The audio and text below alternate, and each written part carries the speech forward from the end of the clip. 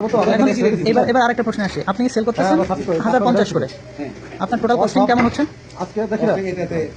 একদম একদম প্যাকেজিং পর্যন্ত আপনি ফিনিশ করে ফেলছেন। আসসালামু আলাইকুম। আজকে আমি যাচ্ছি হচ্ছে একটা কাস্টমার ভিজিটে। আমাদের ব্যাংকের আমি যেখানে কাজ করি সেখান থেকে লোন দেওয়ার জন্য আমাদের বিভিন্ন সময়ে কাস্টমার ভিজিট করতে হয়। আমি যেহেতু একজন ক্রেডিট অ্যানালিস্ট হিসেবে ব্যাংকে কাজ করতেছি, তো সেই কারণে আমি একটা কাস্টমার ভিজিটে যাচ্ছি। কাস্টমার কিছু ক্রেডিট ফ্যাসিলিটি আমাদের কাছে চাইছে। এখন আমাদের এখান থেকে মনে হয়েছে যে আমাদের ভিজিট করার পরে কাস্টমারের অবস্থা দেখে শুনে তারপরে লোন দেওয়া উচিত। এই জন্য আজকে নারায়ণগঞ্জ একটা এলাকায় যাচ্ছি, সাইনবোর্ড দিকে আর কি। ওইখানে আমরা ওই কাস্টমারটার একটা ফ্যাক্টরি আছে, সেটা ভিজিট করব, ব্লেন্ডার ফ্যাক্টরি মূলত। তো দেখি কী অবস্থা কাস্টমারটার সব কিছু একটা ব্লেন্ডার তৈরির জন্য যে ম্যাটেরিয়ালস দরকার, র ম্যাটেরিয়ালস সব কিছু নিজেই প্রস্তুত করে। তো আমরা সেই ফ্যাক্টরিটা ভিজিট করব, সব কিছু দেখবো, জানবো, শুনবো, তারপরে দেখবো কী অবস্থা, সেই কাস্টমারটা আসলে লোন পাওয়ার উপযুক্ত কিনা। তো চলে আসছি আমরা এখানে। এই পুরা ওইখান থেকে এই পুরা এটাই না, তাই না? ভাড়া কিন্তু এটা ওইখানে যে সাইজটা উল্লেখ করছে পুরোটাই না।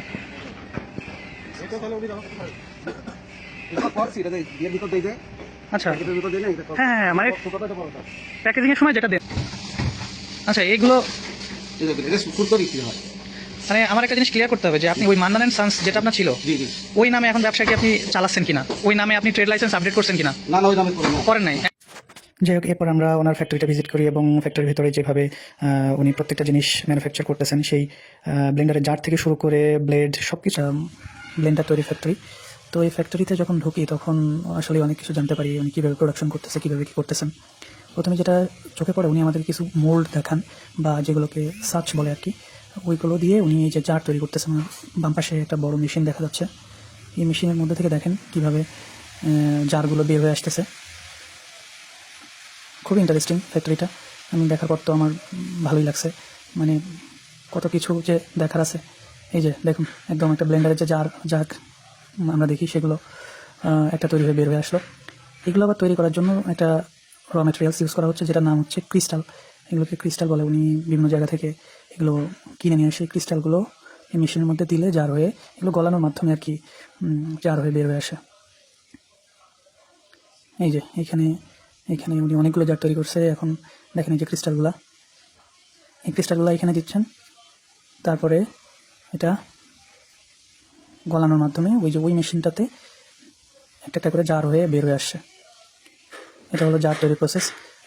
উনি এই জার তৈরি করে কাটতেছে। এই যে দেখেন একটা ভালো আর কি প্লাস্টিক, যেগুলো অলরেডি উনি তৈরি করছে সেগুলোর ভিতরে দিল, দেওয়ার সাথে সাথে অনেকগুলো গুঁড়ো হয়ে বের হয়ে গেল।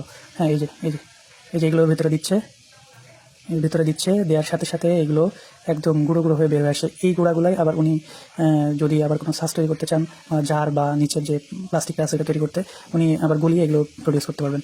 যে এইখানে ছোটো ছোটো নাটগুলো ব্যবহার করা হয়, সেই নাটগুলো কাটা হয়ে এই ছেলেটা হচ্ছে কাটতেছে নাটগুলো। আর এই নাটগুলো নিয়ে যে বাম পাশের ছেলেটা হচ্ছে প্যাচ তৈরি করতেছে। এই যে প্যাচ তৈরি করতেছে, কারণ নাটে তো জানেন প্যাচ ছাড়া আসলে এই নাটগুলো ঠিকঠাক মতো আটকে থাকতে পারে না। তো এইখানে আমাদেরকে উনি আরেকটা মেশিনে দেখাচ্ছিলেন যে কীভাবে উনি এই নাটগুলোতে প্যাচ তৈরি করেন। দেখেন যে একটা নাট এখানে দেওয়ার পরে উনি এটা ভালো করে টাইট দিয়ে লাগায়ে পরে এটা দিয়ে ঘোরাচ্ছেন। এই যে এটা একটা প্যাচ তৈরি হয়ে গেল নাটের। এই যে মাথাটাতে দেখতেছেন একটা প্যাচ তৈরি হয়ে গেল। এই প্যাচটা দিয়েই বিভিন্ন অংশ আর কি উনি ওই যে ব্লেডের নিচে যেটা থাকে ওইটা জোড়ায় রাখা হয় আর কি। খুব ইন্টারেস্টিং একটা ফ্যাক্টরি ছিল। উনি ছোটো একটা কাস্টমার, এসএমই একটা কাস্টমার, কিন্তু ওনার এইখানকার যে সেটআপটা খুবই সুন্দর। হ্যাঁ, উনি এই যে এইখানে দেখেন ব্লেড তৈরি করতেছে। মানে কি অবস্থা, ব্লেন্ডারে আপনারা যত ব্লেড দেখেন, এই যে ব্লেডগুলো এইভাবে প্রডিউস করতেছে। উনি বংশাল থেকে এই শিটগুলো কিনে নিয়ে আসে। দেখেন, বংশাল থেকে এক ধরনের শিট আছে যেগুলো স্টেনলেস, ওই শিটগুলো কিনে নিয়ে আসার মাধ্যমে এই যে মেশিন দিয়ে কেটে এই ব্লেডগুলো করতেছে। এই ব্লেডগুলো কিন্তু আবার পরে ধারও দেওয়া হবে। হ্যাঁ, এই যে স্টেনলেস স্টিল শিটগুলো বংশালে যে কী পরিমাণ দোকান আছে, এবং বংশালে এই কাস্টমারগুলো ব্যাপক পরিমাণে এই স্টিলগুলো, এই শিটগুলো আপনার ইম্পোর্ট করে নিয়ে আসে, এবং ওনাদের কাছ থেকে এনারা কিনে আনেন। এই যে শিটগুলো দেখতে পাচ্ছেন, এই শিটগুলো কিনে নিয়ে আসার মাধ্যমে উনি এই যে ব্লেডগুলো প্রস্তুত করতেছেন। এই ব্লেডগুলো আবার ওইখানে ওই নাটের মাধ্যমে ব্লেন্ডারের মধ্যে দিয়ে উনি সম্পূর্ণরূপে একটা ব্লেন্ডার জুসার এগুলো প্রডিউস করতেছে।